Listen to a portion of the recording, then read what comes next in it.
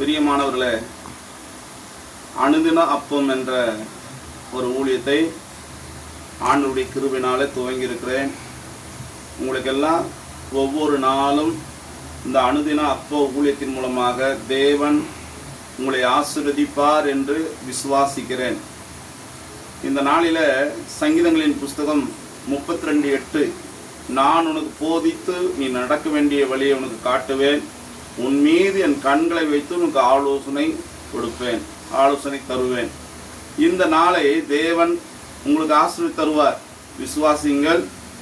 ஆண்டவர் சொல்லுகிறார், நான் உனக்கு போதித்து நீ நடக்க வேண்டிய வழியை உனக்கு காட்டுவேன், உன் மீது என் கண்களை வைத்து உனக்கு ஆலோசனை தருவேன். இன்றைக்கு ஆலோசனை இல்லாத இடத்தில் ஜனங்கள் சீர்கெட்டு போவார்கள். நல்ல ஆலோசனைக்காரர் உண்டானால் நலம் உண்டாகும்.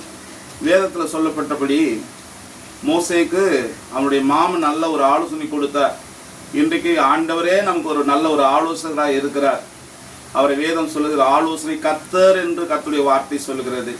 அதனால் பிரியமானவர்களே, ஆபிரகாம் ஒரு தேவனுடைய சிநேகிதன் என்று அழைக்கப்பட்டார். ஆபிரகாம் தேவனுடைய சிநேகிதன் என்று ஸ்தோத்திரம் ஆண்டவரே சொல்லுகிறார். ஆபிரகாம் சந்ததியே என் சிநேகிதனான ஆபிரகாம் சந்ததியே என்று சொல்லுகிறார். காரணம், ஆதியாம் புஸ்தகம் 12ஆம் அதிகாரத்தில் முதல் வசனத்திலிருந்து ஒரு 4 வசனம் வரைக்கும் நான் வாசிக்கிறேன். கர்த்தர் ஆபிரகாமை நோக்கி, நீ உன் தேசத்தையும் உன் இனத்தையும் உன் தகப்பனுடைய வீட்டையும் விட்டு புறப்பட்டு நான் உனக்கு காண்பிக்கும் தேசத்துக்கு போ. நான் உன்னை பெரிய ஜாதியாக்கி உன்னை ஆசீர்வதித்து உன் பேரை பெருமைப்படுத்துவேன், நீ ஆசீர்வாதமாய் இருப்பாய். உன்னை ஆசீர்வதிக்கிறவர்களை ஆசீர்வதிப்பேன், உன்னை சபிக்கிறவர்களை சபிப்பேன், பூமியில் உள்ள அம்சங்கள் எல்லாம் உனக்குள் ஆசீர்வதிக்கப்படும் என்றார். கர்த்தர் ஆபிரகாமுக்கு சொன்னபடியே அவன் புறப்பட்டு போனான். ஆமென்.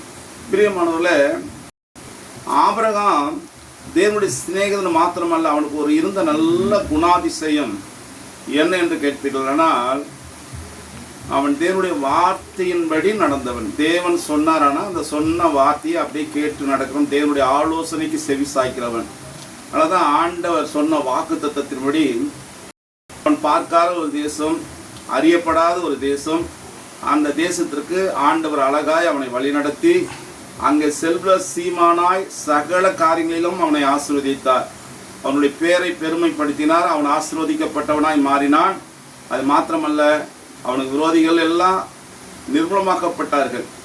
இந்த நாளிலும் கூட தேவன் தாமே உங்களையும் அப்படி ஆசீர்வதிக்க வேண்டுமானால், இன்றைக்கு ஆண்டவர் உன் மீது அவர் கண்ணை வைத்து உனக்கு ஆலோசனை சொல்ல வேண்டுமானால், ஆண்டவரே முழங்கால் படியிட்டு அவரிடத்துல நீங்கள் ஆலோசனை கேட்க வேண்டும்.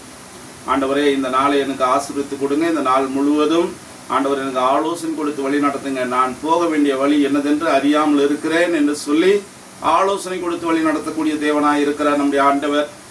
பிலிப்பு எத்தியோப்பியா மந்திரி அன்றைக்கு ரதத்தில் அமர்ந்து அவன் வேதாகமத்தை வாசித்து கொண்டிருக்கான். அவனுக்கு அர்த்தம் தெரியாதவனாக இருக்கிறான்.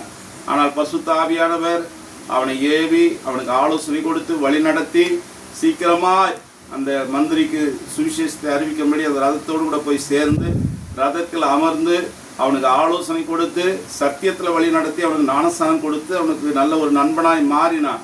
தேவன் பிலிப்பை ஆசீர்வதித்தார். எனக்கு அருமையானவர்கள், இன்றைக்கும் உனக்கு ஆலோசனை கொடுத்து வழி நடத்துவதற்கு அவர் போதுமானவராக இருக்கிறார். நடக்க வேண்டிய வழியை உனக்கு காட்டுவார். உன் மீது கண்களை வைத்து உனக்கு ஆலோசனை கொடுப்பார். எத்தனை பேர் விசுவாசிக்கிறீங்க? இந்த நாள் கர்த்தர் நிச்சயமாய் உங்களை வழி நடத்தக்கூடியவராக இருப்பார். அவர் போகிற வழியை செம்மையாய் வழி நடத்துவார். உங்களோடு இருப்பார், உங்களை ஆசீர்வதிப்பார். ஜெபிப்போமா. பரலோக பிதாவே, இந்த ஆசீர்வதிக்கப்பட்ட இந்த கால வேலைக்காக நன்றி. இந்த நாளை உங்களுடைய பிள்ளைகளுக்கு ஆசீர்வதி கொடுங்க. ஆபிரகாம் எப்படி தேவனுக்கு சிநேகிதனாய் இருந்தாரோ, கீழ்ப்படிந்து நடந்தாரோ, அவ்வனமாகவே இதை கேட்டுக்கொண்டு இருக்கிற அத்தனை பேரும் நடந்து தேவனுடைய ஆசீர்வாதங்களை பெற்றுக்கொண்டு வாழ கர்த்தர் கிருபை பாராட்டும். ரட்சகர் நாமத்தில் ஜெபிக்கிறோம் பிதாவே. ஆமென், ஆமென். God bless you. கர்த்தர் உங்களை ஆசீர்வதிப்பார். Praise the Lord.